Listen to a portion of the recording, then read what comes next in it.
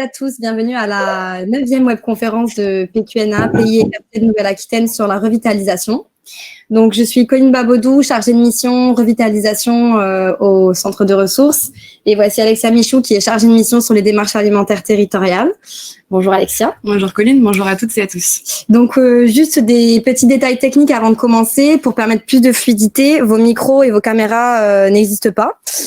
Donc, vous avez deux onglets, un pour chatter, un pour poser des questions. Donc, si vous avez des questions au cours de la webconférence, n'hésitez pas à les poser dans l'onglet questions et nous, on pourra y répondre au fur et à mesure et lors du moment où nous parlerons à l'interview croisée. Nous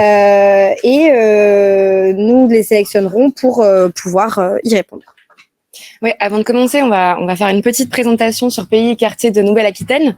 Donc, PQNA est un centre de ressources publiques sur le développement local. Notre mission est d'accompagner à la mise en œuvre des politiques publiques sur les territoires à travers la mise en réseau d'acteurs, l'échange de pratiques, la capitalisation d'expériences ou encore du travail d'analyse. On va partager avec vous les ressources que nous avons produites sur le sujet de la revitalisation, les outils de vulgarisation comme la plaquette, les interviews de maires, etc. Donc, n'hésitez pas à vous rendre pour cela sur notre site internet et sur la page dédiée à la revitalisation et à vous inscrire à notre lettre d'info. Les infos sont dans le chat. Et donc, avant de passer à la webconférence d'aujourd'hui, je vais juste vous rappeler de la webconférence qu'on a faite le mois dernier, qui était autour de la transition et de la revitalisation.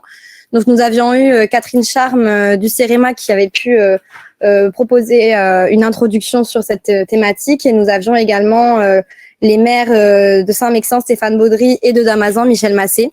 Et on vous invite à retrouver cette webconférence en ligne sur notre site internet. Elle a mis du temps à sortir. Donc, pour ceux qui avaient des questions à ce titre-là, n'hésitez pas à aller la voir maintenant. Elle est disponible sur YouTube. Donc, on vous met le lien dans le chat. Et je vous invite également à la prochaine visite sur site à Montbahut, le 24 novembre. Donc, on vous met également le lien d'inscription dans le chat et ça traitera un petit peu des mêmes problématiques d'aujourd'hui, mais sur un exemple concret sur place. Et donc, du coup, aujourd'hui, Alexia, est-ce que tu peux nous expliquer de quoi on va parler ? Absolument, Colline. La webconférence d'aujourd'hui va traiter des questions des villages. Nous chercherons à répondre aux questions suivantes. Grand village de demain, comment les villages mettent-ils en œuvre des projets de revitalisation ? Et aborderons également les questions par où commencer pour revitaliser son centre-bourg ? Comment enclencher la dynamique ? Quel est le rôle de l'élu dans le processus de mise en œuvre ? Quelles sont les ressources dont disposent les villages ? Quelles ingénieries ? Quel financement ? Enfin, comment s'appuyer sur les différentes échelles territoriales ? Au programme, donc, un double témoignage avec Cyril Harry, maire de Mendit, dans les Pyrénées-Atlantiques. Gilles Couture, maire de Jaune, dans les Landes. L'interview croisée des témoins. Et en conclusion, nous laisserons la parole à Sandrine Hernandez, conseillère régionale à la déléguée à la revitalisation des centres-bourgs au foncier et à l'urbanisme, à Caroline Garot, chargée de mission au SGAR Nouvelle-Aquitaine, et à Adil Taoufik, directeur territorial grands comptes régionaux et innovation à la Banque des territoires. Si vous avez des questions concernant les interventions, n'hésitez pas à les poser dans la rubrique questions et non dans le chat. Merci. Donc maintenant, pour commencer cette webconférence, donc je vous remercie d'accueillir Nathalie Erard et Rosemarie Ducrot qui sont juste en visio avec nous. Donc bonjour mesdames, bienvenue. Donc Nathalie Erard, directrice du CAE Lot-et-Garonne. Bonjour à tous. Et, merci pour le jingle. Et Rosemarie Ducrot qui est chargée de mission du CAE.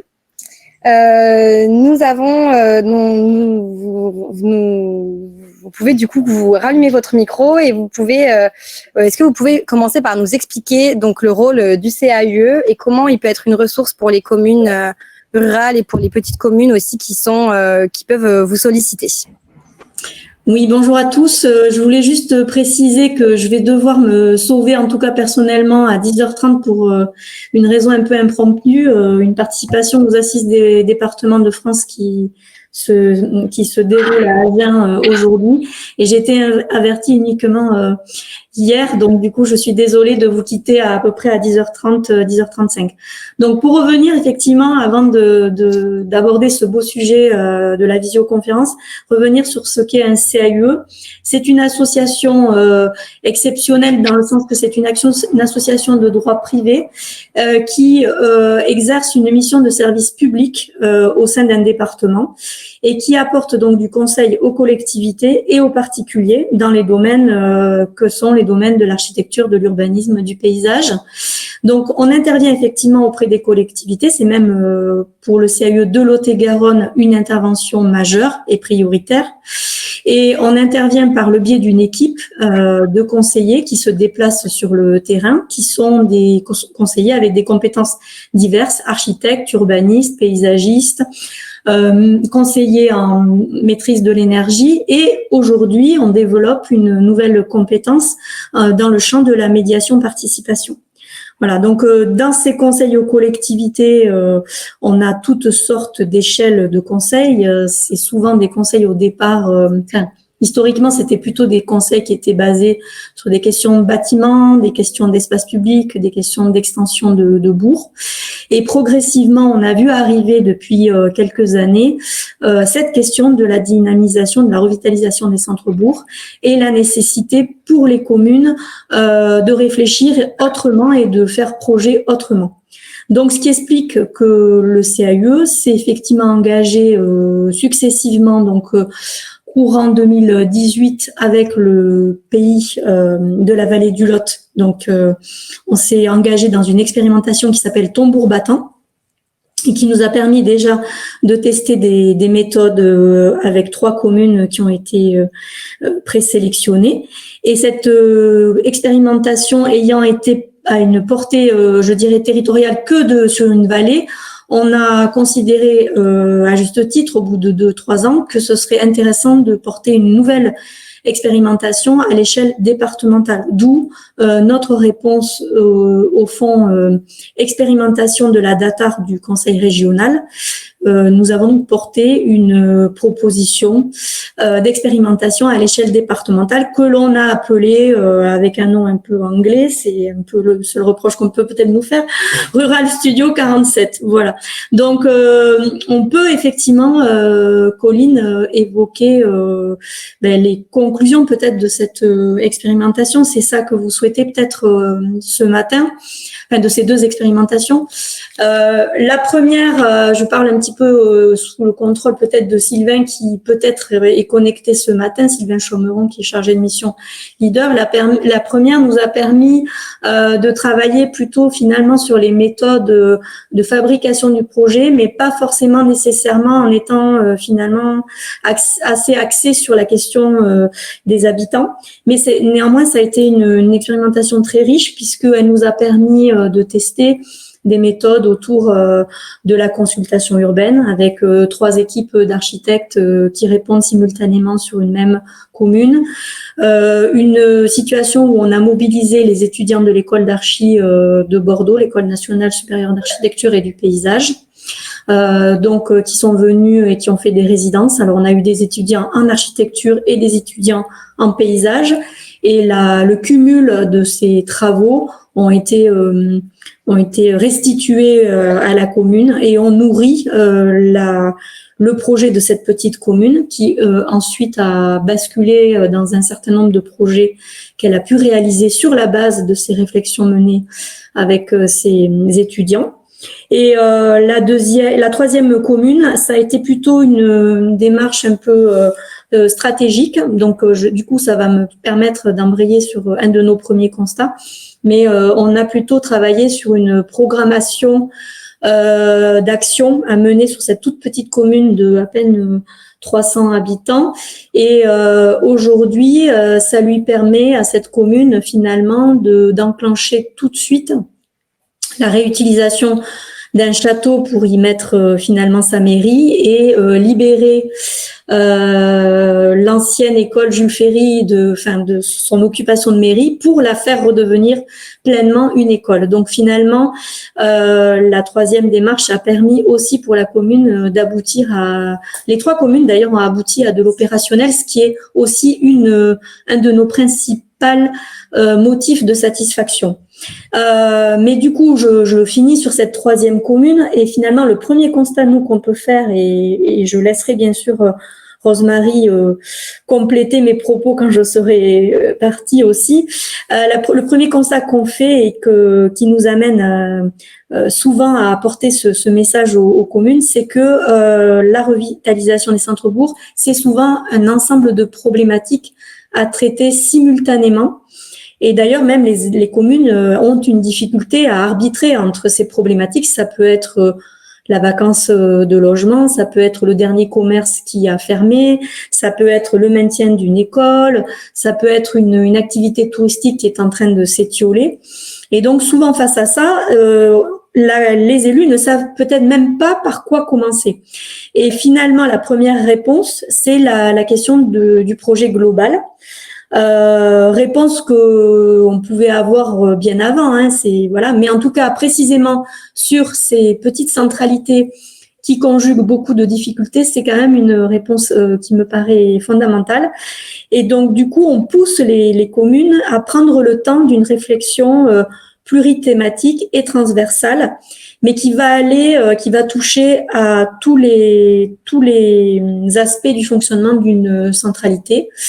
Bien évidemment la voirie, l'espace public, mais aussi le logement, le commerce, la dynamique associative, la culture. En fait, on s'aperçoit qu'il y a quand même certes des problématiques, mais aussi il y a beaucoup de potentialités et d'atouts. Et la démarche de plan de référence, de plan global, on appelle ça plan guide aussi, elle est très riche parce que elle met en lumière à la fois effectivement les problèmes à résoudre, mais elle met en lumière ce sur quoi on va pouvoir s'appuyer pour résoudre cette problématique de la redynamisation. Et la logique du plan guide, c'est aussi d'aider les élus finalement à savoir par quoi commencer, comment phaser les choses, comment les échelonner dans le temps, et aussi ça aide évidemment à aborder la question cruciale du financement des actions à mener sur le territoire communal. Alors, bien évidemment, dans cette question du plan global, nous, on n'échappe pas à la question des échelles, et évidemment que l'intercommunalité est associée aux réflexions de ces plans de référence communaux, tout simplement parce que beaucoup de compétences aujourd'hui sont exercées à cette échelle intercommunale, et que pour qu'une commune arrive à revitaliser, elle va avoir besoin de s'appuyer évidemment sur différents acteurs ou partenaires, dont l'intercommunalité. Ça, c'est un premier aspect qui nous a frappé, et on s'aperçoit aussi qu'il y a quelques années, on avait du mal à convaincre à l'idée de faire des plans de référence, et maintenant, ça devient plus facile, probablement parce que les exemples des autres font que on a vu l'intérêt, on voit plus facilement l'intérêt à mener ce genre de démarche. Donc déjà, les élus des communes voisines arrivent à convaincre ceux des communes qui sont encore peut-être un peu timides sur ce sujet-là. Le deuxième message, peut-être Colline, peut-être qu'il y a des réactions par rapport à ça, mais je vous laisse. Non, vous pouvez aller sur le deuxième point, et peut-être qu'on reviendra après sur des exemples dont on a parlé. Tout à fait. Alors, on reviendra d'ailleurs sur deux exemples dont on voulait probablement parler ce matin. Je laisserai d'ailleurs le plaisir à Rosemary de parler d'un des deux parce qu'elle est en pleine dedans. Je pense à la commune de Gavaudin, par exemple. Mais le deuxième sujet, c'était le temps. En fait, la question de la temporalité. Qui dit réflexion globale, réflexion, je dirais, où on mêle les échelles de temps court, moyen et long terme, dit de toute façon que le temps est un élément, est un facteur important. Et on se dit aujourd'hui que le facteur temps perdre du temps aujourd'hui peut permettre d'en gagner après. Et on voit bien dans plusieurs démarches qu'on a connues, qu'on a rencontrées, que finalement le temps peut être un atout sur lequel s'appuyer pour faire en sorte que le projet soit le plus complet possible. Je pense à la question de la maîtrise foncière sur une des communes qu'on a accompagnées, alors non pas au titre de tambour-battant, mais peu importe parce que c'est une commune ORT, qui est la commune de Caucumont. on avait une difficulté sur la maîtrise de certaines parcelles qui auraient permis d'avoir une assiette foncière la plus optimale possible pour mener un bon projet. Et donc, en fait, on a pris le pari avec la commune et puis tous les acteurs qui ont aidé cette commune que on allait travailler en temps masqué, qu'on allait commencer à préprogrammer à cette échelle idéale possible. Pendant ce temps-là, l'établissement public foncier de Nouvelle-Aquitaine a mené les négociations, a vu, et finalement, la situation qu'on croyait insurmontable ou à débloquer s'est débloquée. Et finalement, le temps qu'on a utilisé pour la préprogrammation, pour le lancement de la consultation, a été un temps qu'on a mobilisé, qui a été finalement économisé. Et au final, pour la maîtrise foncière, il fallait que ce temps soit un petit peu plus long, et la commune a finalement pu appuyer son projet sur une emprise beaucoup plus importante et qui s'avère être aujourd'hui précieuse pour la qualité de son projet. Ça, c'est le premier point. Et puis, il y a le temps pour que les acteurs, les habitants, mais on viendra après à la question de la place à accorder aux habitants, le temps qu'on donne à ces personnes-là qui sont autour, qui gravitent autour du projet, qui participent à des ateliers, le temps leur permet, je dirais, aussi pour eux de s'approprier la démarche, de bien appréhender les enjeux et les échelles. Et on a un deuxième cas, mais Rosemarie y reviendra parce que dans cette commune, il y a tellement de choses à dire en termes de richesse par rapport à sa démarche. Là, c'est pareil, le temps a été un atout. C'est une problématique de réinvestissement patrimonial global et qui porte à la fois sur du bâti et sur de l'espace public dans une commune qui, par ailleurs, est dotée d'un super site patrimonial, un site classé et un château. Et voilà, c'est la commune de Gavaudan pour la citer. Et en fait, au tout départ de la démarche, on savait qu'on allait être confronté à un jeu de chaises musicales. On savait que la mairie allait peut-être descendre à un endroit plus bas de la commune, que telle salle pouvait redevenir un espace d'accueil musée. Enfin, il y avait un espèce d'imbroglio de chaises musicales qui nous faisait d'ailleurs un peu peur et qu'il fallait gérer. Et en fait, le temps qui a été donné pour notamment les ateliers fait que tout d'un coup, il y a eu une opportunité foncière qui est apparue, et cette opportunité foncière, carrément, est une opportunité qui va être complètement la solution qui va résoudre en fait tout le mécanisme de jeu de chaises musicales. Et je pense que le propriétaire de cette propriété, je pense que c'est parce qu'il a participé, parce qu'il est au courant du projet, parce qu'il a, je pense, été aussi à un moment donné un acteur, qu'il s'est dit, c'est aujourd'hui que j'avais l'intention de vendre, c'est aujourd'hui que je vais vendre, et je vais même participer finalement au bien commun de la commune, puisque du coup, je vais faciliter la recherche de solutions pour le maire de et pour l'équipe municipale de cette commune. Donc finalement, le temps, ça peut être un atout. Il faut pas le vivre comme un frein. Et ça peut aider à maturer, à faire évoluer des situations que l'on peut penser bloquées au départ. Voilà. Donc il faut accepter un peu cette temporalité et la mobilité. Que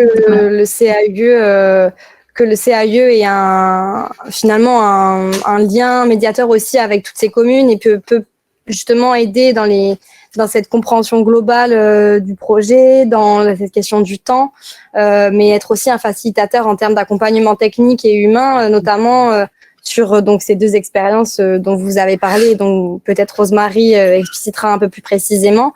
Peut-être on y passe tout de suite, ou alors vous préférez parler du dernier point autour des habitants. De toute façon, oui, Colline, je pense que je donnerai aussi la parole à Rosemarie.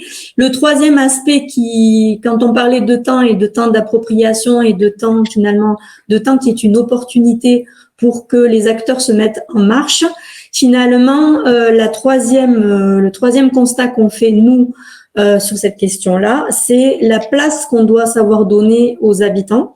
Et je dois dire que l'arrivée au sein de notre équipe d'une personne qui avait aussi cette envie de travailler sur les sujets de la médiation-participation a été tout à fait une arrivée intéressante. Et surtout, ce que je constate, c'est que tous les CAUE, quels qu'ils soient, ils sont conscients que la participation habitante est un atout, mais sauf que on la concevait peut-être sous une approche un peu utilitaire, c'est-à-dire on disait les habitants sont des acteurs, des maîtres de l'usage, connaissent leur village, donc ils vont nous aider à parfaire le bon projet.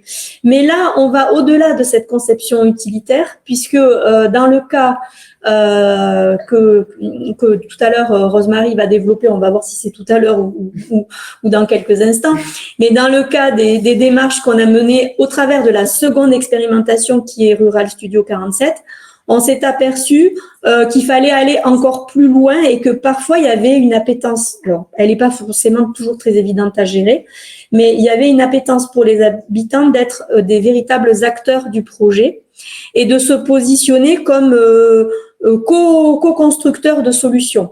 Et ça s'invente pas, ça se travaille. Ça se travaille avec souvent des professionnels. Et même, on est arrivé même à la conclusion que le CAUE pouvait être le catalyseur, le lanceur, mais que si il y avait une volonté de co-construction, voire de co-décision, là, il faut carrément considérer que la commune doit se faire accompagner de professionnels dont c'est le métier. Voilà. Et donc, Rosemary va peut-être vous développer ce qui s'est passé sur les 2 premières communes de l'expérimentation, mais il est clair que on en retire encore des enseignements qui nous rendent encore plus convaincus que l'habitant est une force, l'habitant est un acteur. L'habitant peut produire des solutions économes, peu coûteuses et en général intelligentes, mais il faut savoir lui donner sa place et son temps, et ça se fait pas en un coup de baguette magique. Voilà. On peut peut-être, Colline, je te propose de passer du coup la parole à Rosemary. Je sais pas. Moi je vais faire une rédite avec ce qu'a dit Nathalie, mais c'est vrai que du coup nous on a animé cette démarche participative avec 2 objectifs. D'abord, aider les élus dans la prise de décision, parce que finalement, ils avaient pas mal de problématiques, comme souvent dans les problèmes de revitalisation. Et ils avaient aussi plein d'idées, mais ils savaient pas trop comment ordonner les choses, dans quel ordre, comment prioriser. Et puis finalement, des moyens toujours un petit peu restreints. Donc aussi, où est-ce qu'il est vraiment bénéfique de mettre l'argent public. Et donc finalement le premier objectif a été avec les habitants de commencer à réfléchir aux solutions possibles, aux solutions émises par les élus, de récolter aussi les idées émises par les habitants, et puis petit à petit de faire ce travail de priorisation et de questionnement de le projet, vraiment le cœur du projet, c'est important que ce soit par exemple la place centrale du village, et puis le reste on verra plus tard, ou on verra autrement qu'avec des projets pérennes pour l'instant. Et donc ça, c'était le deuxième objectif, c'était aussi de voir comment ils peuvent vraiment, les habitants peuvent vraiment être acteurs de réalisation.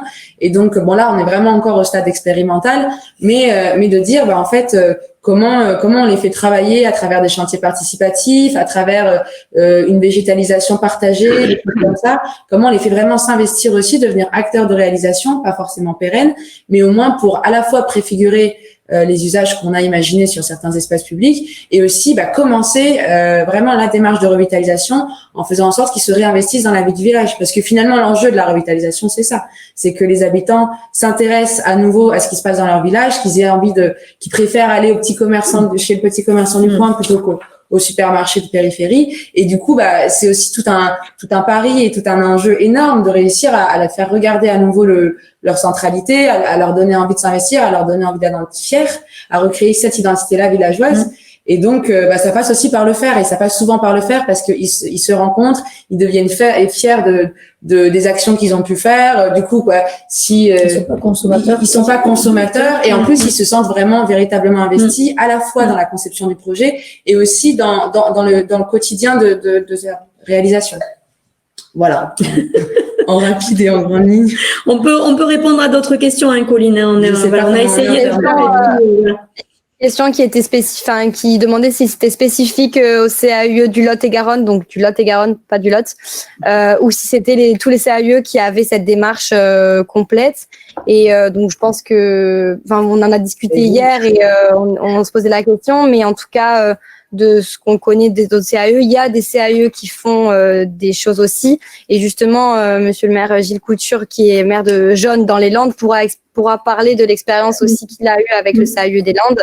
Donc, on pourra passer à cette question, on pourra répondre à cette question tout au long de la webconférence.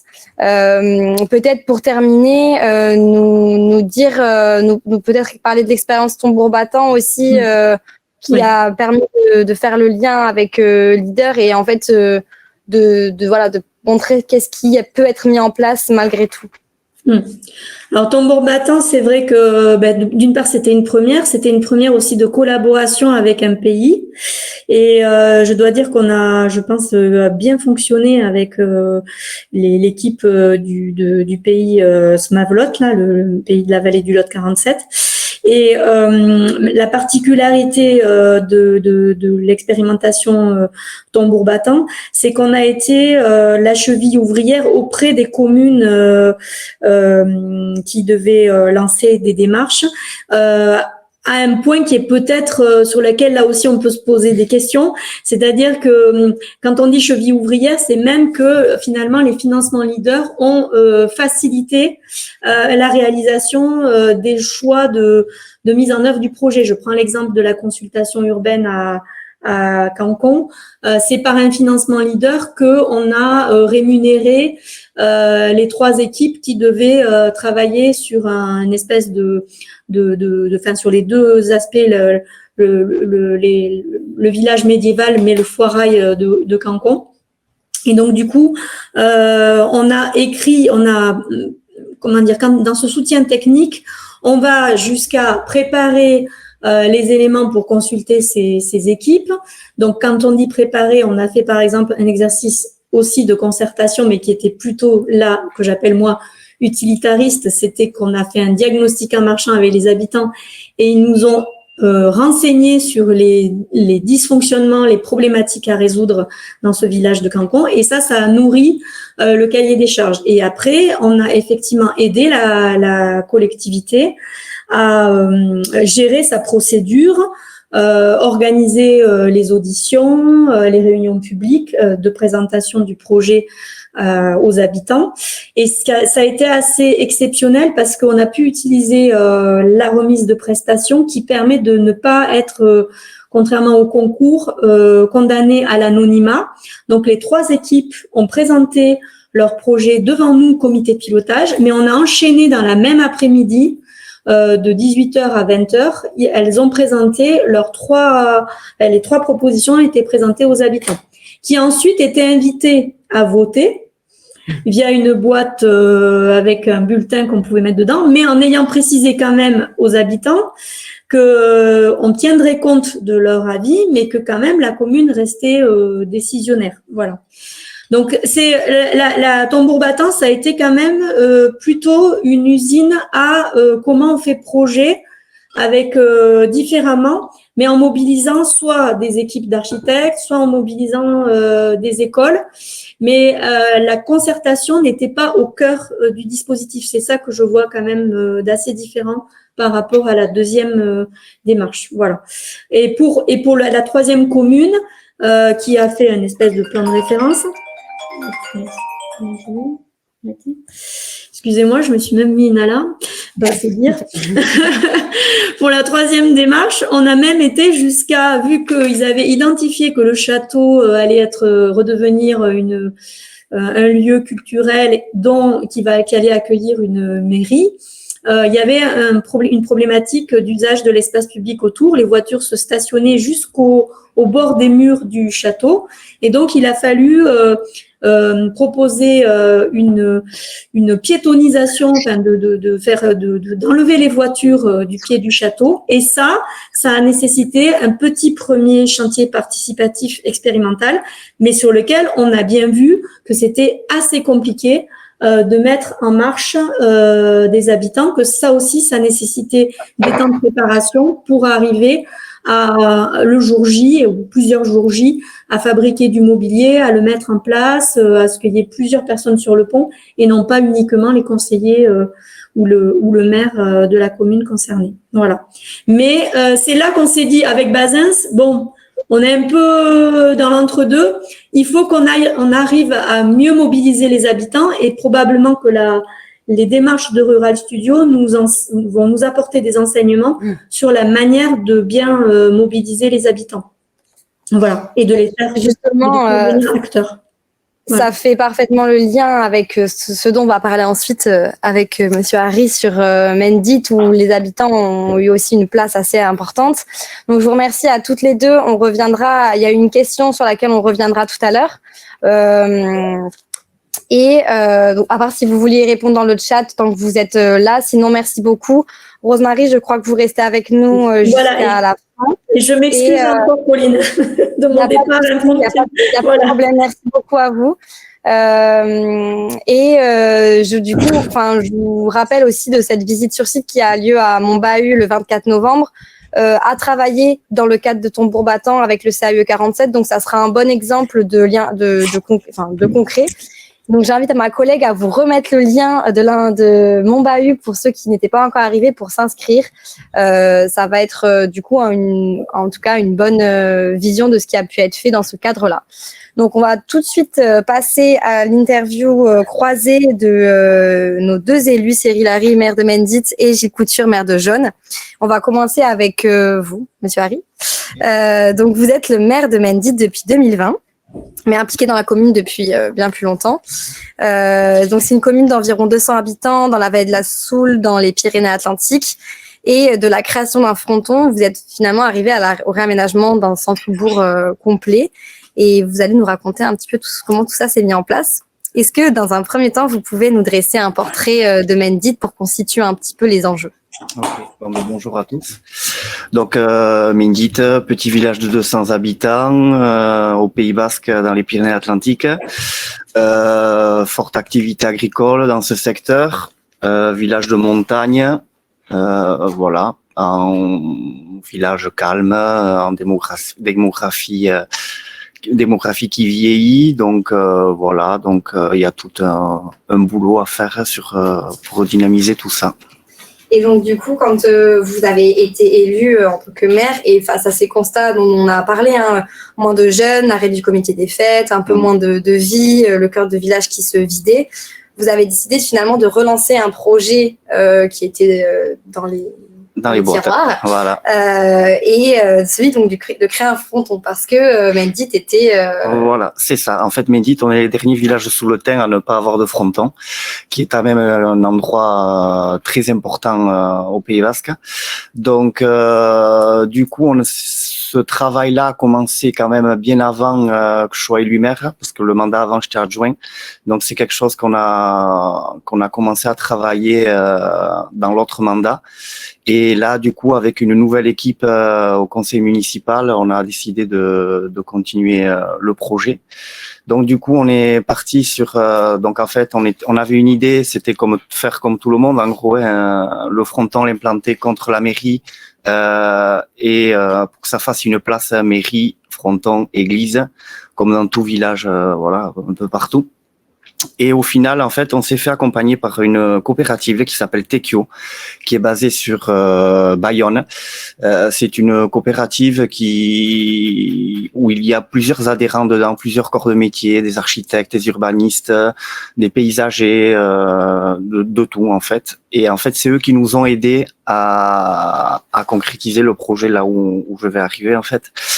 Donc, du coup, eux, ils ont attaqué un boulot, c'est-à-dire qu'ils ont commencé à faire des enquêtes au niveau des villageois, pour savoir qu'est-ce qu'ils pensaient de Mendit, qu'est-ce qu'ils voulaient comment ils voulaient qu'ils deviennent, et voilà, qu'est-ce qu'il fallait en faire de ce village. Et ensuite, ils ont enquêté aussi les gens qui utilisent la commune, c'est-à-dire hors villageois, des marcheurs, des joueurs de pelote, des joueurs de rugby, des retraités, de tout. Donc du coup, ils ont fait toute une enquête et qui nous ont rendu. Et une fois fait cette enquête, on a fait une première réunion publique avec tous les villageois en juillet 2020, où on a présenté un peu tout le résultat de cette enquête et où on a dit à peu près vers où on voulait. On a présenté un peu toute la commune, qu'est-ce qui avait besoin d'être revitalisé. Et donc en fait, une fois présenté tout ça, on a proposé aux villageois un questionnaire, une enquête qui était anonyme. Et donc en fait, tout villageois pouvait nous rendre en mairie cette enquête, de savoir qu'est-ce qu'ils attendaient de Mendit et tout ça. Donc on a eu plusieurs réponses, on a eu on a de jolies archives, voilà. Et donc du coup au final, il s'est dit que en fait à Mendit, donc il manquait, c'était la pièce maîtresse, c'était le fronton, mais il n'y avait pas que ça. Il y avait besoin d'activités autres que la pelote. Donc il y avait des retraités qui voulaient des terrains de pétanque, il y avait des enfants qui voulaient des aires de jeu d'enfants, il y avait on a un atelier, un artiste peintre qui voulait exposer ses peintures mais qui n'avait pas d'endroit. Et donc tout ça a été un peu, on a en fait tout mélangé tout ça et on a réussi à créer un projet et voilà. Donc, voilà. Du coup, ça reprend un peu ce qui a été dit. Ça montre que le projet global, en fait, que voilà. quand on veut revitaliser, finalement, on attaque par, on pense à un projet en particulier, mais finalement, on voit que c'est le projet global qui. Voilà, c'est ça, c'est le projet global après qui est pris. Et ensuite, on a refait une réunion publique en juillet 2021, où là vraiment on a concrétisé le projet. Et là, on a, dans la réunion publique, donc il y avait quand même des plans qui avaient été faits un peu par rapport au fronton, l'aménagement extérieur et tout ça. Et de là, on a créé des commissions. On a créé à peu près, je crois qu'il y a 7 ou 8 commissions qui ont été créées pour déjà poursuivre le projet, c'est-à-dire le projet en lui-même, la création du fronton, la réhabilitation d'une grange. Voilà. Et après, il y avait des commissions qui ont été créées comme pour le comité des fêtes, une commission pétanque, une commission verger, une commission, pardon, réaménagement des bords du Gave. Donc il y a 7 commissions qui ont été créées. Chaque villageois pouvait s'inscrire dans les commissions. Et en fait, c'est un élu qui est référent de cette commission. Il est référent. Moi, je suis référent d'aucune commission. Et en fait, chaque élu gère ses réunions avec les inscrits, avec les adhérents de chaque commission. Et après, c'est remonté en conseil municipal. Et après, c'est au niveau du conseil municipal qu'on tranche les idées, les demandes et tout ça. Donc, on voit bien que vous avez commencé à impliquer par faire participer les habitants et finalement qu'ils prennent une place assez constructive dans le projet, même si à la fin, c'est quand même le conseil municipal qui tranche. Et vous m'aviez expliqué pourquoi vous vous êtes pas mis dans ces commissions aussi. Parce qu'en fait, je voulais laisser la liberté aux élus déjà, et puis voilà, je voulais, sachant que j'étais là depuis le début aussi et que j'avais mené pas mal de choses, je voulais laisser la place à tout le monde en fait. Et sur le projet global, sur les plans, sur la façon de construire la stratégie, c'est Tekio qui vous a aidé. C'est Tekio qui nous a aidé. C'est Tekio qui a aidé à monter le projet. Et puis en fait, on est arrivé quand même à un projet quand même assez conséquent. Donc du coup, vraiment, une fois vraiment avant d'être sûr d'arriver à faire ce projet-là, on a réuni tous les financeurs aussi. Qu'on pouvait avoir. On avait fait cette réunion de financement en mai 2021 à Bayonne. Donc du coup, on a regroupé tout le monde, on leur a expliqué notre démarche, on leur a expliqué le projet et après on voulait voir avec eux, voyons si ça suivait ou si ça suivait pas. Et donc du coup, il y avait qui dans ces financeurs? Alors dans ces financeurs, il y avait la région, le département, l'État, la communauté d'agglomération Pays Basque et voilà. Et oui, parce que du coup, c'est ce qu'on disait quand on est dans quand on parlait des différentes échelles, de la communauté de communes, du pays, etc. Mais c'est vrai que quand on est une commune comme la vôtre, Mendit, dans des grandes échelles, des échelles supra qui sont assez vastes, le lien est quand même des fois plus compliqué que dans des petites intercommunalités, ou en tout cas des intercommunalités où les communes ont des places plus importantes. Et donc, du coup, vous avez pu avoir ces aides, une aide suffisante. Oui. À combien? 80%, quasiment? On est presque à 80% de financement. Et vous m'avez parlé justement de ce que tout ça a permis, tout ce que ça a engendré en termes de redynamique sociale, de... Oui, ça a recréé plein de liens dans le village. Après, voilà, c'est un petit village, donc c'est des petites choses. Pour nous, c'est très important, mais bon, voilà. Du coup, il y a des idées qui ont été créées. Bon, le comité des fêtes s'est recréé. On a une jolie jeunesse qui arrive, donc ils recommencent doucement. Donc ils ont fait un repas des villageois. Voilà, ça fait 2 ans qu'ils le font. Voilà. Après, il y a toutes les femmes du village qui se réunissent, qui font un repas entre elles. Qu'avant, voilà, c'est plein de petites choses qu'il n'y avait pas. Et après, voilà, avec ces commissions, et voilà, des petits repas, des petits, voilà, il y a plein. Voilà, il y a une villageoise qui avait décidé aussi d'inviter tous les enfants dans un goûter pour Noël. Voilà, c'est des choses que voilà, nous à Mendit, on ne faisait jamais. Voilà. Donc finalement, l'impact, de la volonté de la création du fronton, l'accompagnement de Tekio, on arrive à une redynamisation un peu au fil de l'eau, même si le projet n'est pas encore abouti. En fait, voilà, le projet n'est pas du tout abouti parce qu'on est encore qu'à la phase des appels d'offres. Donc, le projet n'y est pas, que déjà ça a commencé. Donc finalement, on voit que à faire participer un peu le village, ça amène quand même de la dynamique. De la dynamique, et puis le fait de les faire participer aussi, c'est que on avait quelque chose en tête aussi. C'est bien joli d'avoir des projets comme ça. C'est bien joli de faire, c'est quand même des gros projets, mais il faut quand même réfléchir à comment les faire vivre après. Donc voilà, ces commissions en fait ont le but, voilà, de nous aider à monter le projet, à créer ce projet, mais aussi à le faire. C'est eux qui le feront vivre après, c'est pas nous. Et donc, d'avoir une certaine pérennité. Voilà, c'est eux qui devront le faire vivre après. Est-ce que vous avez, avant qu'on passe à l'autre interview, est-ce que vous avez envie de partager, peut-être quelque chose qui vous a marqué aux spectateurs qui nous regardent, quelque chose qui pour vous a été important, ou un écueil, ou quelque chose qui vous a marqué non, pas. Pour réussir à faire. C'est qu'il faut pas avoir peur en fait, mais c'est pas que voilà, il faut y aller un peu tête baissée des fois. Il faut pas avoir peur de foncer et voilà. Mais après, quand on est bien accompagné, malgré qu'on soit un peu reculé, donc on est quand même bien accompagné par tous les services, que ce soit de la région, du département et tout ça. Donc voilà, il faut parler, il faut être curieux, il faut de l'envie. Voilà. J'anticipe peut-être une question qui va avoir après, mais Tekio, vous avez du coup c'est un prestataire, vous avez dû les rémunérer. Comment du coup vous avez fait pour savoir cet argent, c'est quelque chose qui était En fait, pour les rémunérer, on avait déposé une aide, on avait déposé un dossier de subvention avec la région. En fait, on avait répondu à un appel à projet au niveau de la communauté d'agglo Pays Basque qui s'appelait Lotura. Ils aidaient les associations, les communes s'il y avait des petits projets, tout ça. Donc on avait répondu à cet appel à projet qui en fait n'a pas été retenu, mais on a été retenu après derrière avec la communauté d'agglo Pays Basque, avec le leader montagne basque, qui en fait après la région est arrivée, nous a aidés et le département aussi. Donc on a eu cette étude avec Tekio financée à 70%. Et donc après, c'est de là que Tekio est resté vraiment jusqu'au bout et qui nous aide là encore toujours jusqu'à boucler bien le plan de financement. Ok, très bien. Merci beaucoup. De rien, avec plaisir. On prendra les questions des spectateurs après. Alexia, je te laisse continuer. Absolument. Bonjour, monsieur le maire. Bonjour à tout le monde. Vous êtes maire de Jaune depuis 2008.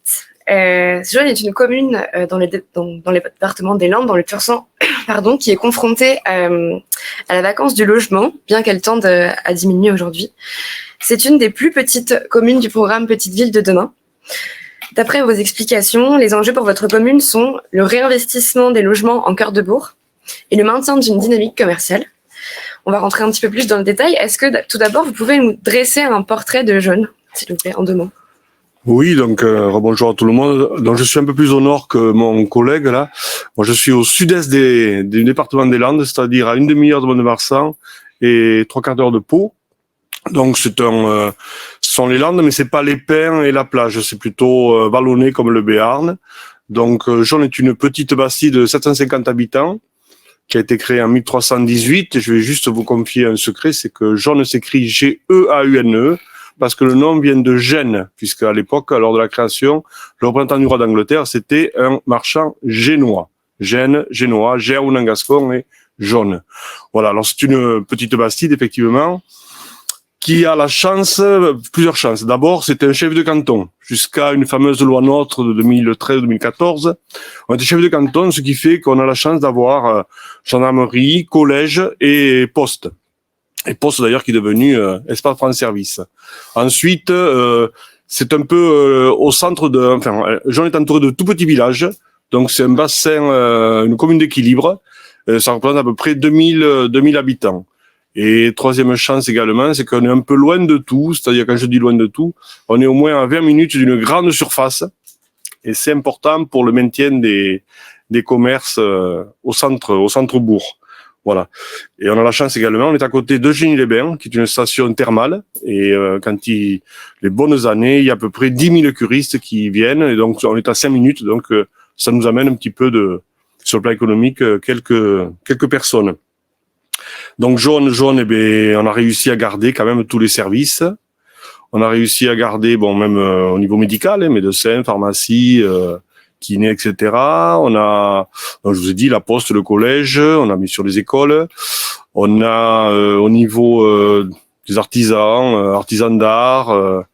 On a un lieu avec une salle de sport, on a des terrains de sport, on a un skatepark, on a une piscine, bassin d'été. Voilà, donc on a quand même un complexe assez intéressant.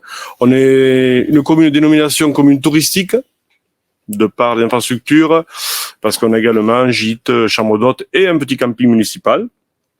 On réfléchit d'ailleurs à la gestion de ce camping qui devrait attirer un peu plus de monde qu'il ne le fait actuellement. Et ensuite, jaune, on s'est lancé depuis 2017 dans l'obtention d'un label touristique qui s'appelle Petite Cité de Caractère. Voilà, donc on est éligible, mais là on a quand même du travail. Et on a fait un plan de référence en 2019-2020. Et ensuite, en 2021, comme vous l'avez dit, effectivement, on a été retenu dans le programme Petite Ville de demain. On n'est pas la plus petite, parce que j'ai appris qu'il y avait encore plus petit que nous. Mais on est parmi les plus petites communes de ce programme. Voilà, donc tout arrive à peu près en même temps et c'est très bien. Merci beaucoup pour ce portrait très bien dessiné. Vous êtes élu depuis quelques années maintenant à la commune de Jaune. Est-ce que vous pouvez nous expliquer quelle a été et quelle est aujourd'hui la stratégie de revitalisation et quels en sont les projets phares ? Voilà, alors, contrairement à mon collègue, effectivement, je suis maire depuis très longtemps, maintenant, en 2008. Alors, au début, quand on commence à être maire d'une commune, on n'a pas ce qu'il faudrait, on n'a pas une vision vraiment globale, ce qui a été dit aujourd'hui ici. Et effectivement, d'abord, on a un héritage à assurer, hein. Donc, parfois, on a des travaux à faire au niveau des écoles, au niveau du patrimoine, des routes, trottoirs, donc tout ça, il faut l'assurer. Ce qui fait que les premières années, on fait un peu du cas par cas, du coup par coup, etc., sans vraiment voir globalement que tout est lié et que si on veut développer la commune, il faut vraiment avoir une vision d'ensemble. Voilà, donc on a fait quand même des choses intéressantes, mais voilà. Et puis petit à petit, on a eu cette démarche et c'est surtout par rapport à ce label Petite Cité de Caractère et par rapport à ce plan de référence. Donc vous allez retrouver beaucoup de choses qui ont été dites par mon collègue, par la directrice du CAUE du Lot-et-Garonne. Effectivement, un plan de référence, c'est quoi? C'est savoir ce qu'on veut faire de notre commune dans 5, 10, 15 ans. C'est ce qu'a dit. Et dans tous les domaines. C'est-à-dire aussi bien l'habitat que l'urbanisme, bien sûr, que les espaces publics, que les commerces, les services, voilà. Essayer de voir un petit peu dans tous ces domaines-là. Et ce qui a été dit également, et nous aussi on l'a fait comme ça, avoir une démarche participative. Il faut que les gens ne soient pas à côté, mais qu'ils soient vraiment impliqués. Et comme je tendance à le dire, pour que ces gens-là deviennent ambassadeurs de leur commune et de leur territoire. Et nous, effectivement, quand on a fait notre plan de référence, on est passé par un bureau d'études qui avait cette démarche participative. Et effectivement, sur 700 habitants à peu près, il y a plus de 10% qui ont participé aux ateliers et qui ont imaginé des actions. Voilà. Donc ça, c'est très, très important. Donc, plan de référence terminé en 2020. Depuis 2020, vous savez ce qui s'est passé. Hein, donc, il y a eu ça a été un peu freiné. Mais là, ça repart et je pense que ça va se concrétiser dans les années qui viennent. Mais comme je dis, c'est dans 5, 10, 15 ans. Donc, mes successeurs continueront le travail. Et concrètement, qu'est-ce qui est ressorti des plans d'action qui ont été élaborés du coup avec les citoyens? Voilà, donc comme j'ai dit, on a quand même la chance d'avoir pas mal de choses, mais surtout on s'est rendu compte qu'il y avait beaucoup de vacances dans le centre-bourg, puisque Jaulnes-les-Bastides, c'est quand même un petit but-ville, quoi, à la campagne, puisque les maisons se touchent, etc. Et donc on a travaillé là-dessus sur lutter contre la vacance. Donc il y a différents outils, hein. Il y a les outils incitatifs comme l'OPH, comme nous on a mis en place au niveau de la commune un plan façade pour aider les gens à rénover leur façade, ce qui est pas mal. Au départ ça n'a pas pris, et puis il y en a un qui a commencé, après 2, 3, etc. Donc ça change un petit peu l'environnement. Ensuite, il y a les actions un petit peu coercitives, c'est-à-dire, on a mis en place la taxe d'habitation logement vacant pour inciter les gens à vendre, etc. Et puis, là, on ne s'en doutait pas, mais on a été rattrapé par la Covid, qui a été bénéfique, puisque je pense, comme à Mendite, beaucoup de maisons sont vendues pendant cette période. Et des gens, effectivement, ont acheté des maisons au centre-bourg, ont rénové, et font les appartements qui sont occupés, quoi. Donc, petit à petit, la vacance a tendance à régresser, ce qui est très, très bien. Après, on s'est rendu compte, dans le plan de référence, qu'il y avait des îlots à retravailler, à restructurer. Il y a des îlots, effectivement, qui sont devenus des verrues, et qu'il faut vraiment restructurer pour faire de l'habitat, voilà. Ensuite, au niveau, il y a, on va dire, un projet phare. Jaune, je l'ai pas dit, j'aurais dû commencer par ça. C'est quand même la seule commune où il y a une cave de viticole, puisqu'il y a le vin du Tursan, qui est bien sûr connu, surtout à Bordeaux. Voilà. Et donc effectivement, la vigne, c'est important. Ouais, c'est quand même, il y a 500 hectares. Le Tursan, c'est arrosé, etc. Et donc le symbole, c'est de créer un chemin de la vigne, de la cave jusqu'à l'église, c'est-à-dire qui va traverser toute la Bastide, long d'une rue qui est un petit peu presque piétonne. Ce sera presque un musée à ciel ouvert, quoi. Il y aura des plantations en pied de mur, il y aura des panneaux, peut-être des vieux outils, etc. pour vraiment montrer l'importance de cette activité agricole pour le territoire. Voilà, ça c'est un élément phare. Plus après d'autres projets, essayer de symboliser les portes qu'il y avait autour de la Bastide, etc. Et plus essayer de travailler également avec les petits villages autour. Et là, on a commencé par faire des études, dont une étude historique, pour voir vraiment les liens qu'il y avait entre les villages historiquement. Très bien, merci beaucoup. Et pour faire tout ça, comment vous faites? Parce que vous n'avez pas souhaité bénéficier d'un chef de projet Petite Île de demain, ce qui est assez hors du commun, parce que l'ingénierie est souvent recherchée dans les petites communes rurales. Est-ce que vous pouvez nous expliquer comment vous procédez pour mettre en œuvre votre projet, votre rôle en tant que maire, les acteurs ressources, les partenaires avec lesquels vous travaillez? Donc là, effectivement, on retrouve le CAUE, puisque le CAUE des Landes nous a accompagnés pour le plan de référence. Donc, c'est le CAUE qui nous a aidé à établir le cahier des charges. Et c'est le CAUE qui nous suit également par rapport aux actions que l'on mène. Donc, au niveau ingénierie, j'ai le CAUE. Après, j'ai quand même le service de la communauté des communes, au niveau urbanisme, au niveau économie, etc. J'ai également les chambres consulaires qui sont là également pour nous aider. Et puis là, je coordonne tout ça. Alors, pourquoi pas de chef de projet? Parce qu'on est une commune quand même relativement petite. Une Bastide, c'est très concentré. Grâce à ce plan de référence, on voit à peu près tout ce qu'il y a à faire. Et voilà, et je pense qu'avec ce soutien-là, ça a marché. Plus, j'ai oublié, bien sûr, au niveau finance, on est aidé par la Banque des Territoires, entre autres, pour tout ce qui est études, ingénierie également, mais en espérant que ça continue, bien entendu, parce que l'ingénierie, je crois qu'on est aidé sur 2 ans, mais il va falloir que ça continue. Très bien, merci beaucoup pour l'explication avec qui vous travaillez. Est-ce que vous aviez envie de partager avec les élus des communes qui nous écoutent et les communes comme la vôtre un petit peu des conseils pour mener ces projets de revitalisation? Alors, les conseils, eh bien, ça démarre toujours. Il faut faire un plan, enfin, on l'appelle comme on veut, un plan de référence ou ce qu'on veut, mais il faut vraiment réfléchir. Et alors vraiment, il faut faire un état des lieux objectif. Exhaustif et objectif. C'est-à-dire, effectivement, on a des atouts, mais on a également des faiblesses. Il faut pas se cacher. Et à partir de là, il faut voir un petit peu ce qu'on peut et ce qu'on veut faire de sa commune. Et sous tous les aspects. Et bien entendu, en faisant participer les habitants, c'est encore mieux, quoi. Ce qui a été fait à Mendite, c'est vraiment un chouette projet parce qu'il a dit, effectivement, ça crée du lien social. Je vois là pour Jaune, quand on a fait le plan de référence, on l'a fait 1 an après avoir fêté les 700 ans de la commune. 700 ans de la commune, ça avait été un élément fédérateur. J'avais dit aux gens, il faut vous costumer, etc. Et plus de 120 personnes s'étaient costumées pour fêter ça et ça crée du lien social. C'est hyper important. Alors en plus, après les années qu'on a connues, c'est incontournable. Ouais, c'est important les festivités, effectivement, pour recréer du lien. Merci beaucoup, monsieur le maire. On va maintenant passer à l'interview croisée. Peut-être avant, on va prendre les questions du public et peut-être que donc Nathalie Erard vous a quitté, mais en revanche, Rosemary est toujours là. Oui, donc Rosemary, peut-être soit un rapport d'étonnement ou en tout cas une réponse à la question qui a été posée par Michael Jarry sur l'intégration des habitants à la piétonisation. Comment ça s'est passé? Oui, alors moi je suis arrivée un peu après, donc je vais faire une réponse en surface. On n'entend pas. Ah, pardon. On entend?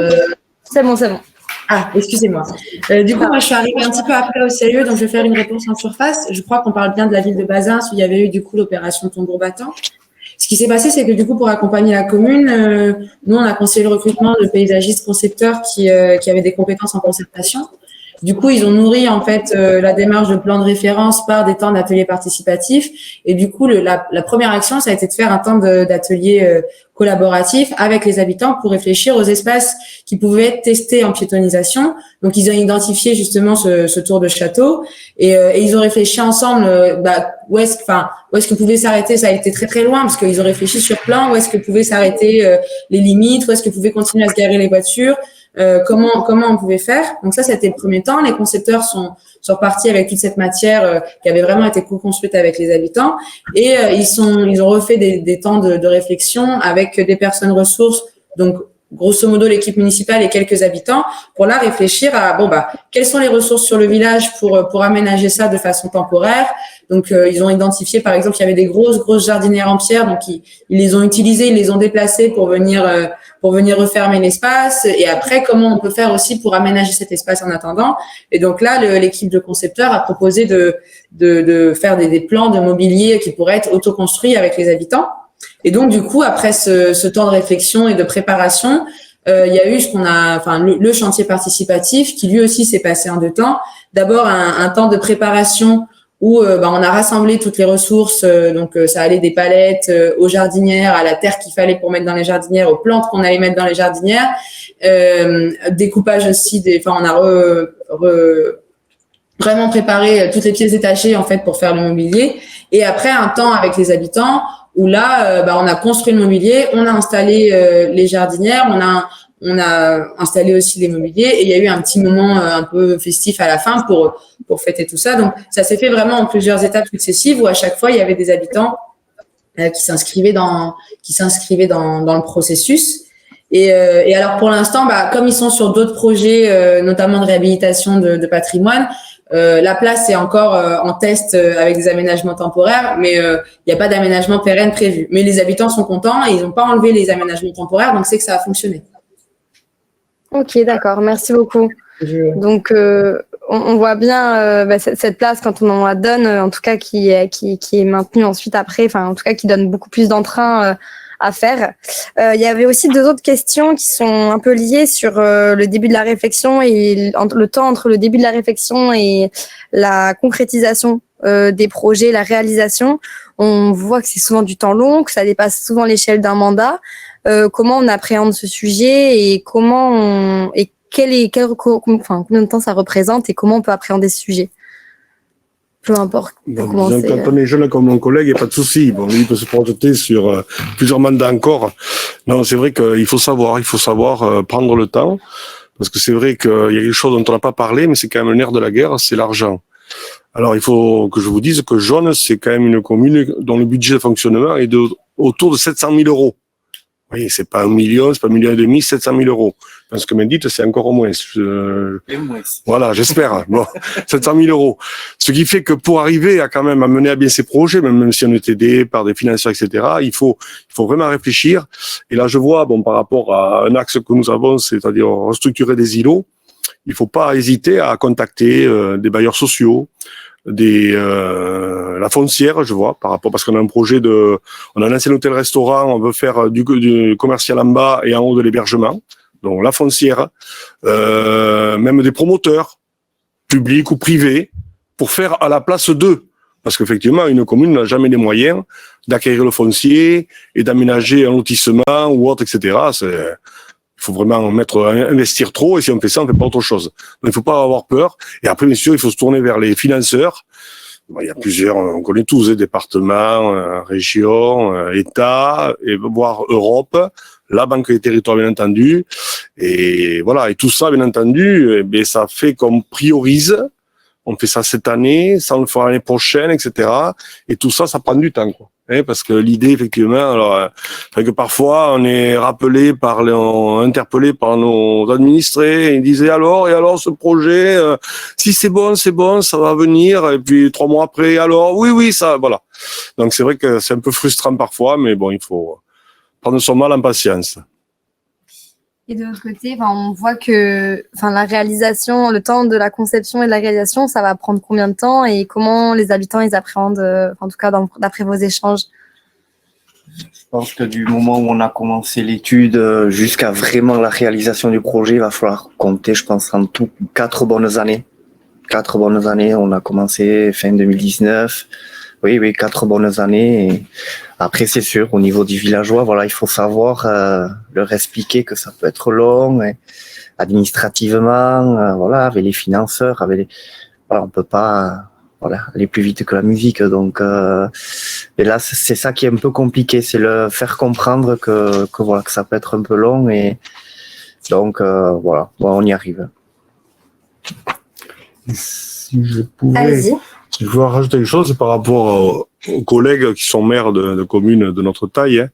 Le problème, c'est au niveau ingénierie, par exemple, quand on a des appels à projets ou des AMI. Effectivement, maintenant, il y a l'État, mais il y a également certaines régions, dont je vois la conseil régionale, là. Il y a beaucoup de régions maintenant qui ne raisonnent qu'en appel à projet ou AMI. Donc, je comprends bien, c'est-à-dire ils veulent à tout prix aider, mais dans un certain domaine, donc ils nous obligent à rentrer là-dedans, dans le cadre. Sauf que nous n'avons pas d'ingénierie, nous avons juste une secrétaire de mairie, voilà. Et donc à ce niveau-là, je pense qu'il faudrait se pencher pour ce que je suis aidé là au niveau d'ingénierie, puisque c'est le CAE qui nous accompagne. On est aidé à 80%, Banque des Territoires et Départements sur 2 ans, pour justement essayer de répondre, m'aider à répondre à ce genre de dossier. Mais je pense que il faudrait que toutes les petites communes puissent avoir des aides en ce sens-là, au niveau ingénierie. Par rapport aux communes moyennes ou grandes qui, elles, n'ont qu'à ouvrir un tiroir, il y a déjà des projets qui sont prêts presque, on change 2 virgules et c'est bon, ça roule. Voilà, ça c'est hyper important si on veut que toutes les communes puissent faire remonter des projets. Mais surtout, vision globale, j'y tiens, ça c'est hyper important. Et après, vous êtes que... Oui, allez-y. Si je peux me permettre, moi on déplore aussi le manque d'ingénierie dans les petits villages.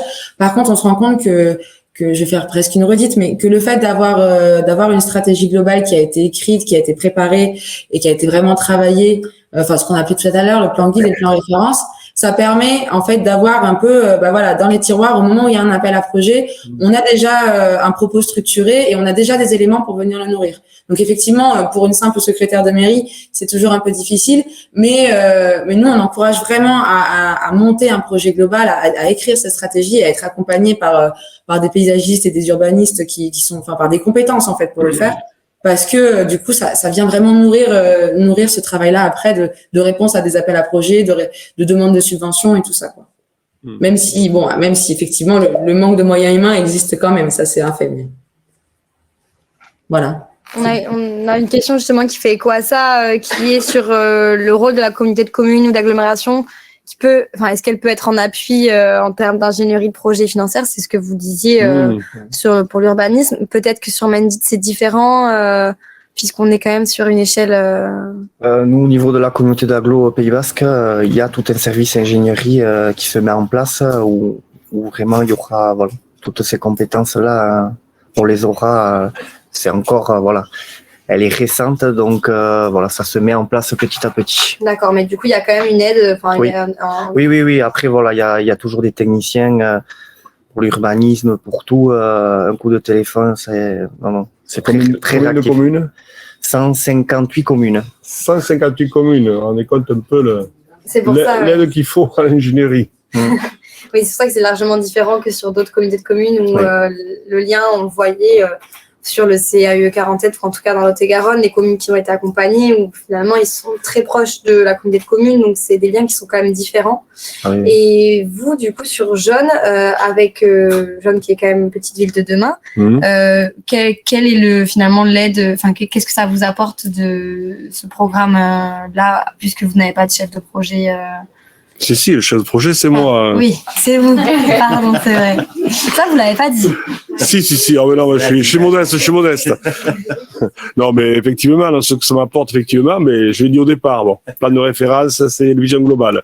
Ensuite, par rapport à, et là aussi, il faut faire des études. C'est que longtemps, quand on est élu, on se dit, bon, on dépense de l'argent pour rien, on préfère avoir monté un mur plutôt que faire des études. Et pourtant, il faut faire des études. C'est important. Même si l'étude dit, mais ça, on fait pas. On peut pas faire. C'est important plutôt que faire des bêtises. Et pour les études, effectivement, là, on a la chance en étant PVD, on est aidé à 80% pour toutes les études, que ce soit historique, que ce soit par rapport à un îlot qu'on veut modifier, que ce soit par rapport à un hôtel-restaurant qu'on veut transformer, etc. Donc les études sont aidées. Bon, et après, bien sûr, comme je dis, bon, on tape à d'autres portes, la foncière ici, un bailleur social là, etc., pour faire avancer les projets, quoi. Ok, d'accord. Voilà. Et puis, par contre, la communauté commune, la nôtre aussi, elle est moins grande, mais elle a quand même 50 communes. Et c'est pas du tout évident d'imaginer quelqu'un qui peut aider comme ça les différentes communes. C'est plus compliqué qu'on ne croit, hein. C'est sûr. Voilà. Avec autant de communes. Et est-ce que l'exemple de Mendit a pu influencer ou en tout cas donner envie aux communes d'à côté ou à des communes similaires peut-être de redynamiser ou en tout cas de relancer des projets Oui, il y a quelques projets qui se lancent dans le même style avec la participation des villageois. Voilà, il y a quelques projets, c'est petit, mais voilà, ça se fait. Et vous pensez que c'est du coup Mendit qui a eu que ça a pu avoir un impact? On va pas exagérer. Non, n'exagérons pas. Non, loin de là. Non. Je pense aussi un peu, c'est un peu, on va pas dire à la mode, mais voilà, beaucoup d'élus commencent quand même à réfléchir, à se dire quand même qu'il faut faire participer les gens et que c'est très important et quelque chose peut-être avant qui se faisait beaucoup moins. Où une municipalité arrivait, avait ses idées, essayait de faire un peu ce qu'elle voulait, voilà, pour un mandat, tandis que maintenant c'est même plus des projets de mandat qu'on parle, c'est plus des projets de territoire et voilà quoi, de voir au-delà. De voir au-delà. Il y a eu les gilets jaunes aussi. Et oui, même c'est sûr que ça a fait pas mal, ça a joué pas mal, mais donc on voit bien à travers vos deux témoignages et celui du CAE que finalement, quand on est une commune avec un peu moins de moyens, ou en tout cas, ou des fois pas de moyens financiers, techniques, humains, qu'il faut s'appuyer sur les ressources qui existent. Donc, que ce soit les habitants, les structures CAE, les financeurs, pour réussir à mener à bien les projets et qu'il ne faut pas se bloquer, en tout cas en se disant je suis une petite commune, donc je ne peux pas, j'ai des difficultés à faire. Mais il y a quand même des communes où ça peut...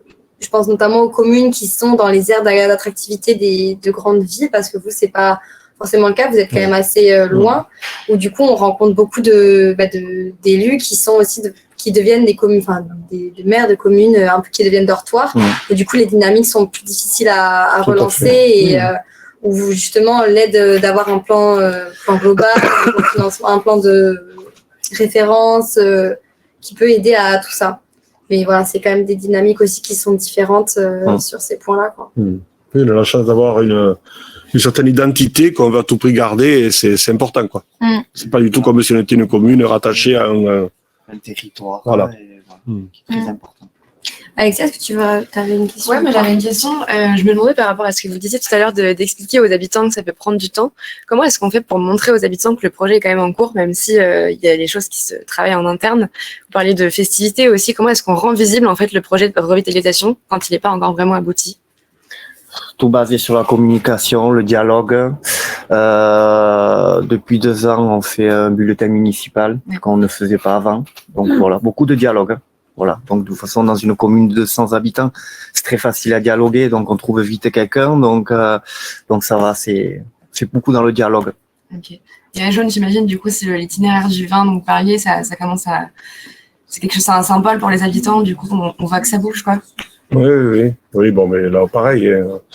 C'est le dialogue également. J'ai oublié un projet également. C'est un projet, donc c'est un îlot également. C'est un ancien EHPAD. L'ancien EHPAD, on va en faire une résidence autonomie avec 18 logements, quoi. Voilà. Et là, pareil, c'est porté par XL Habitat, qui est un bailleur social départemental, qui va nous porter le projet. Et là, les gens, dès qu'ils entendront le bruit des appareils, tout ça, ils diront, ça y est, ça démarre. Parce que c'est vrai que ça fait maintenant 1 an que c'est arrêté. Et voilà. Ça me tarde d'entendre du bruit, quoi. Voilà. Et je sais que, en tout cas, un autre exemple, pour répondre à ta question, d'un autre exemple, c'est dans le village d'Oloron-Sainte-Marie. Finalement, pour rendre visible le projet, ils ont créé une marque qui symbolise en fait le début du projet de revitalisation, qui est BAM. Donc, on ne reviendra pas sur ce que ça veut dire, mais ça veut dire go, allons-y, c'est parti. Et donc, ils ont associé à un point d'exclamation pour symboliser en fait tout le début de projet et tout ce qui va être associé au projet de revitalisation. Donc, ça peut aussi passer par de la communication visible et pas. Enfin, il y a plusieurs moyens de signaliser ça, mais je trouve que c'est un exemple intéressant, en tout cas, de mise en valeur. Si c'est bon. Merci beaucoup. Merci à vous deux. Merci. Merci à vous. Merci Alexia. Et je vous laisser la place du coup à nos institutions pour clôturer. Aux financeurs. Voilà, aux financeurs. Donc nous accueillons Sandrine Hernandez qui est conseillère déléguée à l'urbanisme, au foncier et à la revitalisation. Caroline Garot, donc chargée de mission OSGAR, et Adi Taoufik, directeur territorial Grand Compte et Innovation. Bravo. Voilà. Super. Donc je vous laisse commencer justement pour un retour et en tout cas tout ce que vous proposez sur. Alors moi je vais repartir de ce que nous a dit Nathalie Héra et en fait qui a retrouvé l'écho dans tout ce qu'on a dit, c'est-à-dire partir d'une stratégie, d'un plan référence, d'un plan guide, on appelle ça comme on veut, mais pour moi ça c'est absolument fondamental et on le voit de toute façon dans l'ingénierie financée par la Banque des Territoires dans le cadre de Petites Villes de demain et avec la région aussi dans le cadre de l'appel à manifestation d'intérêt revitalisation des centres-bourgs, c'est un point absolument décisif. C'est un point absolument décisif parce que c'est là où découlent des projets qui potentiellement se réaliseront, sont cohérents ou ne se réaliseront pas aussi, ce qui n'est pas une mauvaise chose par ailleurs, d'où l'importance des études. Je rebondis sur ce point. Les études, parfois, ça évite de faire des erreurs. Et ça, c'est un point absolument important. Le deuxième point, c'est le temps. Et ça aussi, le temps qu'on se donne pour travailler, le temps pour aller aussi au-delà d'un mandat. Parce que la revitalisation, ça peut prendre 4 ans, ça peut prendre plus longtemps, ça dépend de l'ambition qu'on met derrière aussi, ça dépend de véritablement les projets qu'on souhaite mener. Et puis le dernier point de mon point de vue, et c'est quand même le nerf de la guerre, c'est le fait de financer ces projets. Et vous avez repris l'expression d'un comité des financeurs pour le petit village de Mendit de 200 habitants. Et c'est assez étonnant parce que vous avez fait exactement les étapes que nous, pour lesquelles on essaie de plaider en permanence. C'est-à-dire plan stratégique, association de la population, bien évidemment, mener des études et surtout, parallèlement à ça, commencer à réunir les financeurs autour de la table. Le faire au sein d'un village de 200 habitants, le faire à Jaune également, ça prouve un dernier point, c'est que quelle que soit l'échelle du territoire qu'on investit, le phasage, la façon de mener les travaux sont généralement les mêmes et surtout, la taille du territoire permet parfois d'innover bien plus que dans des territoires qui sont beaucoup plus importants, grâce aussi à l'appui de la population. S'associer à la population dans un village de 200 habitants ou de 750, c'est pas la même chose que s'associer à la population dans une grande métropole. C'est véritablement, c'est une association qui est directe, en fait.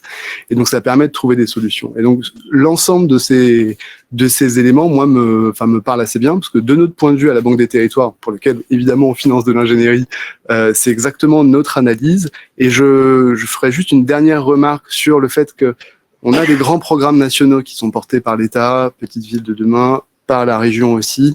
Et puis, on a des territoires qui ne sont pas lauréats de ces programmes nationaux. C'est ce que vous disiez tout à l'heure, monsieur le maire.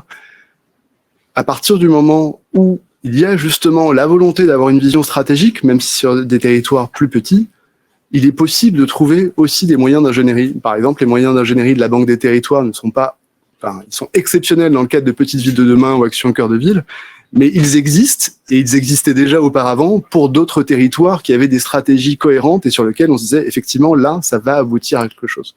Donc voilà, donc c'est tout simplement pour dire que les solutions existent en dehors des grands programmes nationaux, que que ce soit du côté de la région, mais surtout aussi du côté de la Banque des Territoires pour ce qui me concerne. Merci beaucoup. Puis merci à PQNA par ailleurs. Avec plaisir. Sandrine Hernandez pour la région. Oui, alors tout d'abord, permettez-moi de rendre un hommage à Monsieur Franck Bonnet, qui était maire de Saint-Frègne, qui nous a quittés cet été, mais qui était un élu emblématique de la ruralité et qui avait porté les grands villages de demain dans son projet municipal. Et voilà, je voulais lui rendre hommage parce que la thématique de ce jour était pleinement dans ce qu'il portait pour sa commune. Je ne vais pas reprendre ce qui a été dit par la Banque des Territoires.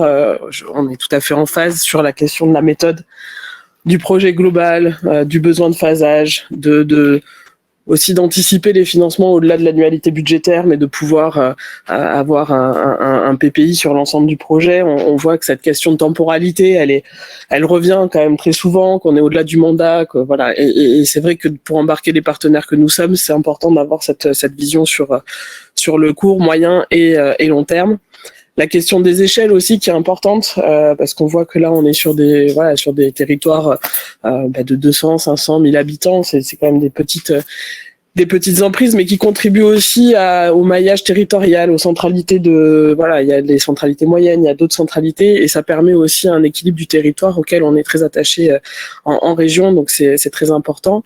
La conférence des financeurs, alors on l'appelle comme on veut, mais c'est vrai qu'on y tient également, et on est l'ensemble des partenaires à y tenir, parce que ça permet aussi de voir en complémentarité comment on peut accompagner un projet de territoire, un projet de revitalisation sur des communes, et ça c'est vrai que c'est important. Donc ça c'est un peu les clés en matière de méthode, et ça a été très bien expliqué par les deux témoignages précédents, donc je vais pas y revenir, mais c'est vrai qu'on le dit souvent, enfin moi quand je me déplace dans les comités de pilotage, je me tue à le redire, mais en fait s'il y a un comité de pilotage, c'est que le projet est déjà avancé et que la méthode finalement elle est bonne. Alors c'est plutôt sur les territoires où justement il y a cette réaction aux appels à projets, il n'y a pas forcément de construction, mais plutôt de l'opportunité de guichet, où là nous région du coup on travaille différemment, on essaie de se limiter au niveau des appels à projets, et on travaille plutôt sur des règlements d'intervention globaux, sur de la politique contractuelle là qu'on est en train de revoir pour avoir des contrats en début 2023.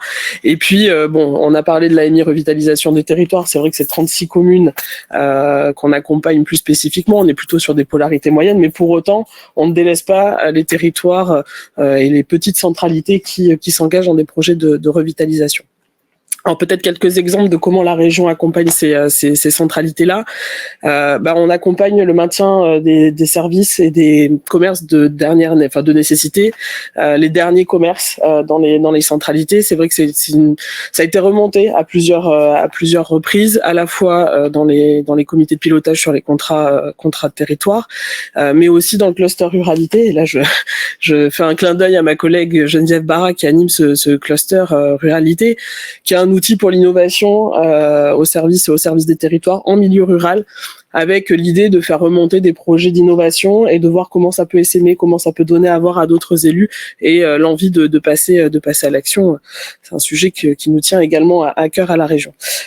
Autre sujet, on en a parlé beaucoup d'ingénierie, la région accompagne, alors on intermédie aussi certains crédits de la Banque des Territoires sur l'ingénierie dans les territoires, donc on accompagne 120. Enfin, aujourd'hui, on finance 120 postes d'ingénierie à l'échelle de la région. En fonction des besoins des territoires, on n'a pas un profil prédéterminé, mais si un territoire a besoin en matière de mobilité, de commerce ou sur des projets de revitalisation, on vient en accompagnement. On a également un dispositif autour du logement communal. C'est pareil, c'est un sujet qui est revenu puisque on a des discussions avec les bailleurs sociaux, on a des discussions avec les EPF, EPFNA ou EPF locaux, mais finalement le portage de projets de petites centralités, de petites unités de logement, c'est revenu assez souvent dans les discussions, et donc la région accompagne les communes qui voudraient faire du logement communal et faire de la mixité en matière d'habitat dans leur centre-bourg. Voilà pour l'ensemble un extrait de nos accompagnements. Bien rappeler qu'au niveau de la région, on a donc ce qui relève de la politique contractuelle, et là c'est bien comment la région accompagne le projet de territoires. Alors voilà, dans le projet de territoire de contractualisation, mais souvent il y a des projets communaux qui remontent. Il y a la question de la politique sectorielle, thématique, où là on vient dans le champ de compétences de la région, donc que ce soit sur l'économie, sur l'habitat, j'en ai parlé, même si c'est pas de notre compétence propre, mais sur l'habitat des jeunes, sur la mixité générationnelle, on accompagne aussi. Et puis voilà, sur l'ensemble de nos dispositifs, appel à projets, sur souvent des projets d'innovation où on vient en accompagnement. Dernier point, si j'ai encore le temps, sur la question des partenaires, c'est vrai qu'on parle souvent de la question des financeurs et la conférence des financeurs. C'est important aussi de mettre autour de la table l'ensemble des partenaires. Donc, on a parlé de la région, du département, des intercommunalités. On a parlé aussi des EPF et je pense que c'est important, surtout dans le contexte actuel, de voir comment on peut porter foncièrement les différents projets. Il y a les agences d'urbanisme, le CAUE, on en a parlé, c'était la séquence introductive. On a un travail région avec l'URCAUE pour voir comment on travaille de concert sur cette question de la revitalisation. Et puis voilà, l'ensemble des partenaires autour du triptyque quand même, parce qu'on sait que c'est transversal ce sujet de la revitalisation, mais on a quand même le triptyque commerce, service, habitat qui revient quand même dans toutes les problématiques et sur tous les territoires que j'ai le plaisir d'accompagner. Et donc c'est vraiment important qu'on ait l'ensemble des partenaires autour de ces sujets-là. Et on mène un travail aussi avec l'école d'architecture et d'urbanisme, des travaux aussi en cours avec le CEREMA. Enfin voilà, il y a un bon nombre d'acteurs aujourd'hui qui se sont engagés sur ce sujet de la revitalisation. Et donc nous, région, on est garant aux côtés d'autres partenaires pour mettre tout ce monde-là autour de la table et voir comment on accompagne au plus près les territoires de Nouvelle-Aquitaine. Parfait, merci beaucoup. Et on va terminer donc avec Caroline Garot, chargée de mission au SGAR, secrétaire générale adjoint des affaires régionales. Oui, bonjour tout le monde et merci à PQNA d'organiser ces temps d'information sur les nombreux dispositifs qu'à la fois les conseils régionaux, conseils départementaux et États que je représente organisent pour la revitalisation des territoires et en particulier des territoires ruraux. Alors, la question de ce web conférence était quelles sont les ressources pour les communes rurales. Au niveau de l'État, on a l'agenda rural qui permet justement aux communes qui sont pas dans les programmes Petites Villes de demain de bénéficier d'accompagnement. Et alors ça se fait, Monsieur le maire, je suis désolée, à travers d'AMI et puis d'appel à projet, mais vous en avez tout le long de l'année et ça permet justement, en fonction des besoins des populations et ça a été bien dit aujourd'hui, hein, le besoin des populations en matière de commerce, d'école et l'agenda rural, c'est 181 mesures. Donc 181 mesures dans toutes les thématiques que vous pouvez rencontrer au moment où vous posez à plat votre projet de revitalisation et qui sont aussi des thématiques qui sont remontées par vos habitants. 181 mesures à travers des appels à projets. Et pour vous aider à monter vos projets, dans l'agenda rural, vous avez le volontaire territorial de l'administration, qui est un chef de projet style PVD, mais pour les communes qui sont en dehors du réseau PVD. Donc pour les plus petites communes, puisque en règle générale, les communes PVD sont autour de plus de 1000 habitants. Donc des fortes centralité. Donc n'hésitez pas à voir ce dispositif d'ingénierie des VTA. Un autre dispositif de l'État qui a été mis en place l'année dernière, c'est le contrat de relance et de transition écologique et en particulier le volet ruralité. Il vous permet également d'élaborer vos projets, d'élaborer un plan d'action et le CRTE aussi est un lieu des financeurs où on regroupe tous les financeurs et vous trouvez les financements, pas seulement les fonds communs style DETR ou DECIL que vous connaissez bien, mais c'est l'occasion de mettre autour de la table tous les financeurs dont la Banque des Territoires, le CEREMA et tous les opérateurs de l'État. Un autre volet à mettre en avant et aujourd'hui par rapport aux ressources, c'est l'ingénierie. L'ingénierie, je vous l'ai dit à travers les VTA, mais pas seulement. Il y a un marché à bon de commande de la NCT qui permet sur toutes les thématiques de la revitalisation de vous accompagner en amont de votre projet. Donc là, comme disait Monsieur le maire, Couture tout à l'heure, c'est important d'avoir un accompagnement en ingénierie en amont. Et l'ANCT vous propose donc ce marché à bon de commande sur toutes les thématiques que l'on retrouve de la revitalisation. Pour accéder à ces offres, maintenant on a un réseau, c'est le délégué territorial dans chaque département. Vos délégués territoriaux sont les préfets et les DDT. Donc vous pouvez les contacter dès que vous avez besoin d'ingénierie. Ils transmettront et ils élaboreront avec vous votre cahier des charges pour avoir cette ingénierie et vous permettront de recourir à l'ingénierie. Alors c'est une prestation de service, hein, vous n'allez pas prendre le chef de projet qui vous intéresse, c'est un marché à bon de commande, donc vous avez un prestataire qui vous est désigné par l'ANCT en fonction de votre besoin. Et pour les petites communes, c'est souvent une prise en charge à 100%. Donc c'est très intéressant pour les communes style Mandit, d'avoir en amont pour élaborer le projet. C'est vraiment en amont, c'est pas des études d'investissement, c'est pour élaborer votre projet. Et cet accompagnement également peut se faire à travers le CEREMA sur des projets plus élaborés, de plus grande importance. Voilà, ce que je tenais à vous donner, c'est vraiment les clés aujourd'hui, à être pragmatique sur l'État, ce que vous pouvez avoir aujourd'hui en termes d'aide. Donc, n'hésitez pas à contacter votre délégué territorial et votre référent local par le biais souvent des sous-préfets de votre territoire. Merci beaucoup. C'était bon, vous avez gagné. Voilà. Très bien. Ben, merci beaucoup. Merci à vous trois. Merci à Alexia pour la co-animation. Merci à nos deux élus qui ont témoigné tout à l'heure. Merci à vous d'avoir suivi cette webconférence. Donc, on vous rappelle l'événement à venir qui est le 24 novembre à Montbahut sur le même sujet, mais donc du coup sur une visite sur site. Donc, de voir en termes concrets, en présentiel, comment ça peut se passer et comment ça peut rendre aussi en termes de visuel, etc. Donc, je vous donne rendez-vous à ce moment-là et on revient vers vous très rapidement avec de nouveaux événements, avec le compte-rendu de celui-ci et le replay de cette vidéo. Je vous remercie et passez une très bonne journée. Au revoir.